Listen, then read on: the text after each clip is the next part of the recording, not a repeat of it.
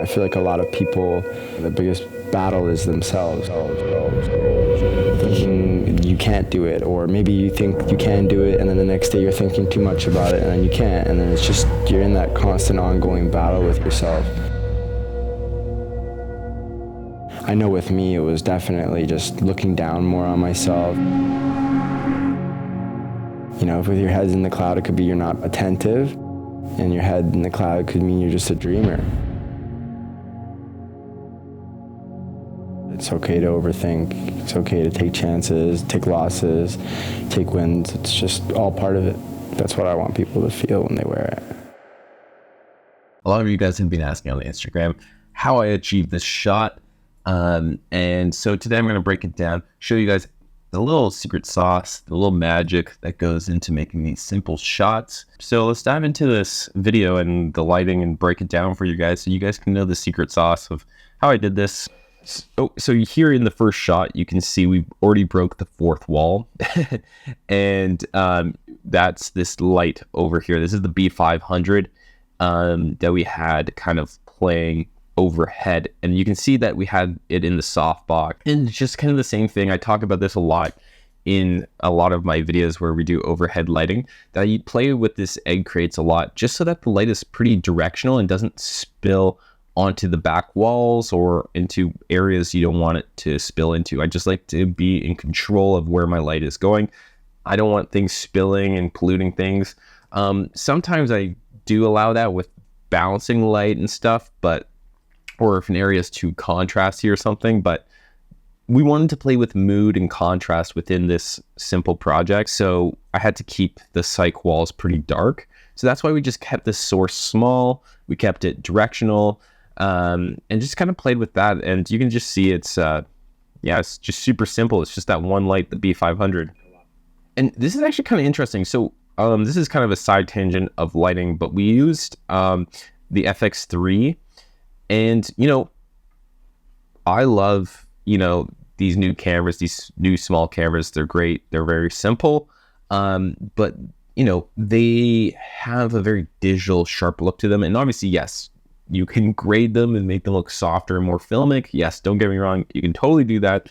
But I really like to play with lenses to also achieve a very different look, right? And so to achieve that, I use the Super Boltars, which are these vintage lenses. I've talked about them before in previous videos. I really like them.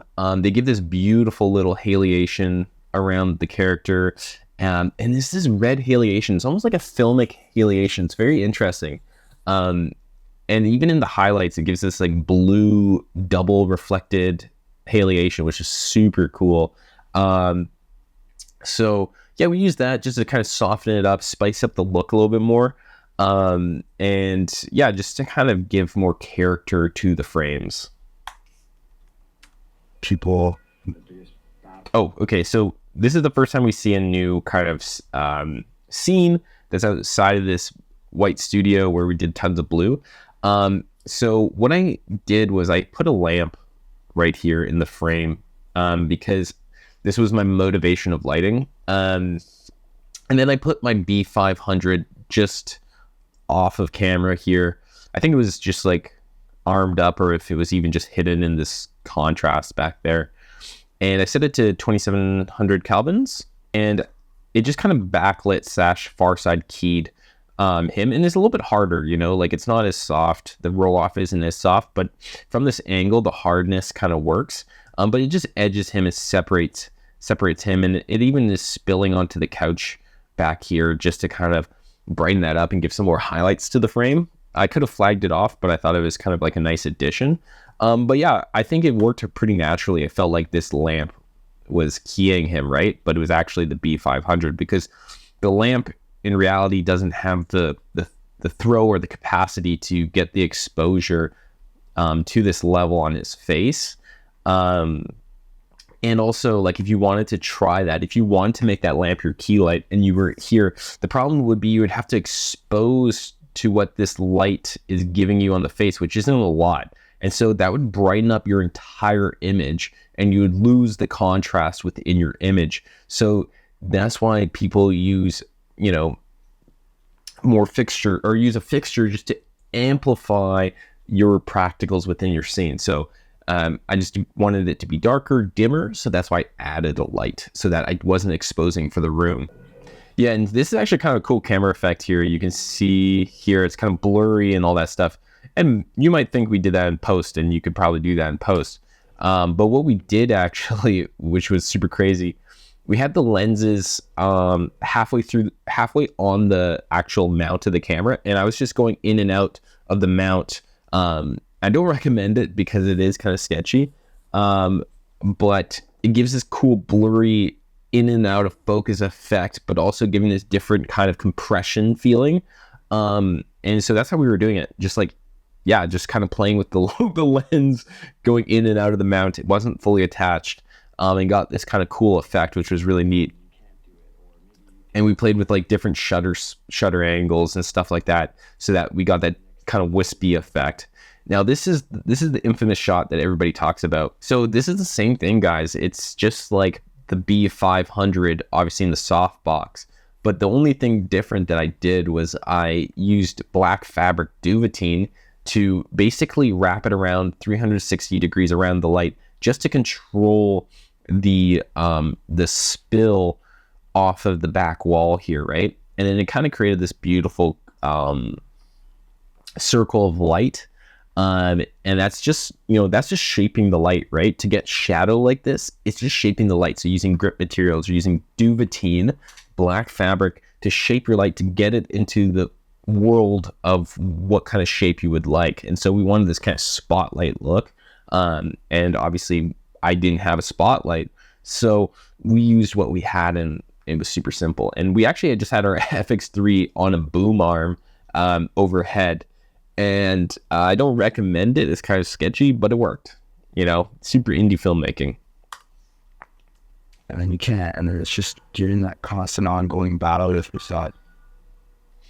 Yeah, this is kind of an interesting shot too. You can kind of see the halation from the lens on his face, which is super, super cool. I know with me, it was definitely just looking down. Again, playing with the shutter speed and the lens whacking. Yeah, it was kind of fun. We played a lot with handheld. Like, it was all handheld. It was kind of that chaotic feeling. I think we started some stuff on the tripod, and then we realized we wanted something a little bit more chaotic, because it was very much like the brand was overthinking. And when you overthink, to us, the director and I, it was very chaotic and very this anxious feeling. So we wanted to show this anxiety, this anxious feeling through the visual medium of, the lens whacking, the out of focus, into focus, the handheld, right? So these kind of elements gave that kind of anxiety and feeling to this project. And also, audio played a huge role in shaping the aesthetic and style, mood, and pacing of this entire video. So audio is an essential element of your videos, and that actually takes us to our sponsor for today's video. Audio is an incredible platform that has a huge database of songs and sound effects that can really enhance your videos. Now, it has some great features like AI features that allow you to basically copy links from other songs on Spotify, YouTube, TikTok, and various other sites. And basically it matches up you with the perfect song in their database. It also allows you to be more creative, because you're not spending your time trying to find the perfect song. The AI is helping match that in their database to make you more of a creator and less of doing the work you don't like to do. It saved me so many times. Now with Elements, you can download individual stems of each song. You can download the bass, vocals, guitar, or whatever fits your narrative. These new tools by audio.com are absolutely revolutionizing how creators operate. So if you guys want to save 70% off on your membership, use the code iTony and go support this channel, because it would really help out, and I love you guys. Also, another kind of cool thing is, if you guys have been wondering how I've been getting these scenes to be super blue or super orange, what I do, a little secret tip that I do, and I've been doing for a really long time, is I set my camera to 4,000 Kelvins. And it's actually kind of an interesting middle spot, because when you set your lights to 3200 Kelvins, you get this warmth. You get this really warm, tungsten-y, warm Batman kind of orange. And it has this kind of beautiful quality to it. Obviously, yes, you can enhance it in the grade, but I really like to play with 4000 Kelvins because it makes my blues very blue, and it makes my orange tungstens very orangey, warm, and sexy. And so that's what I do for all these blue scenes. Like every time I do this, what I do is I just set my camera to that 4000 Kelvins. It's taking me forever to write this. 4000 Kelvins, and then I set my light fixture to 5600 Kelvins. And yeah, it just creates this beautiful blue look. Sometimes when I'm doing night scenes for narrative projects, I'll set my camera to 4000 Kelvins. So then the inside lights, like the tungsten fixtures, are very warm and beautiful. And then my moonlight, if I do play moonlight, if that's kind of the aesthetic of the project, and if I use moonlight, I'll set it to about 6500 Kelvins, and it'll create that blue and orange contrast, that teal and orange contrast that everybody talks about. But it creates that color contrast, which is really, really nice. But yeah, this is just how I do it. I just kind of play with the color temperature within camera. I learned this from music videos and stuff. Just playing around with color temperatures over time. This is actually kind of an interesting shot here. So same thing, right? Like we're playing with the same top light, and that was just, again, like I talk about this again in so many videos, but like the top light is essentially not only a specific look, but it also helps with like the speed of what's happening, because instead of moving lights around and flagging things off, it's all kind of controlled overhead. But when you have an overhead source and the character is right underneath it, it kind of fills it in, but then leaves this kind of like dark eye shadows. So this is where, as a cinematographer, you work with the talent or the person that's in the frame to position them so that the light works on their faces really nicely. So to kind of give an example, what I did, the light was right overhead, right? So what I did, I positioned our talent outside of the light. So the light was kind of like here.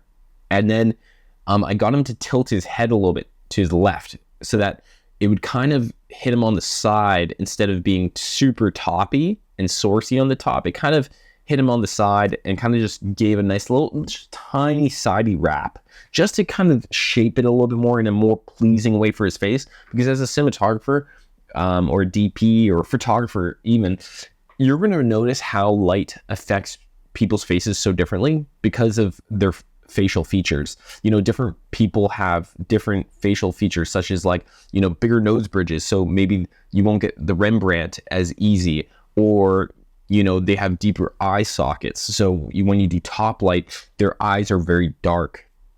So everybody has these different facial features. So you just got to, be prepared to kind of understand how you could troubleshoot if it wasn't looking good on their face. So I just positioned him outside of the softbox so it wasn't filling in his dark side, and it was just kind of hitting the outside of his face, and created this beautiful dark and light contrast on him. And then also the light was bouncing off the ground and kind of bouncing back up at him, skip lighting back onto him, which was kind of neat. That's kind of the trick of being like a good cinematographer is, you are faced with limitations all the time, right? And you have to still deliver. So one of the main jobs, and I was talking about this in the beginning of the video, but one of the main jobs as a cinematographer is to make sure that you can troubleshoot problems, that you can solve problems so that the production can get done and get done well and look good and safely and all these kind of things. But we had a limitation of budget, right? We had like one light. And so it was my job to troubleshoot how to make this look good with the limitations that we had, instead of, being like, oh, we can't do this because this and that. Like, it's your job to try to make it work, try to make it awesome with what you have. And I think that's a really amazing thing that's happening on YouTube, is everybody on here is becoming these incredible indie filmmakers. And you guys are learning how to make things with very little. And that's such a valuable tool as a filmmaker and as a DP, is to be able to do things with very little. I know a lot of cinematographers who can't do that, and they need, you know, the craziest lights and the craziest things to get, you know, a half decent image. But, you know, it is an essential part. You become very valuable to producers and directors if you know how to achieve things very simply, because budgets are getting smaller. You know, we live in a new era of this film industry. So yeah, that's kind of the end of this video, guys. I really appreciate you guys watching it and sticking through it this long. Comment down below if you stuck through this video. It was a blast to make. I really appreciate all you guys on this channel and the new subscribers and new people coming in. You guys are super phenomenal. Let me know down in the comments what you guys want to see for future videos. Do you guys like these breakdowns? Do you guys like the BTS? What do you guys want to see? What do you guys want to learn?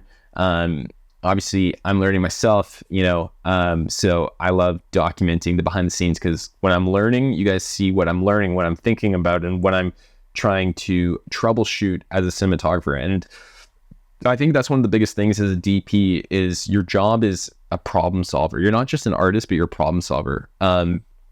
And I think this is a really important thing. And this is something that, you know, I constantly learn from every project, and something that I kind of want to share with you guys is that as a DP, you are a problem solver. And like with this project, you know, we had problems of budget and time and things like that. So how do we problem solve that to get a really amazing image that, you know, we're proud of, and that fits the story and fits the look and fits, you know, the product? And that's not where it stops.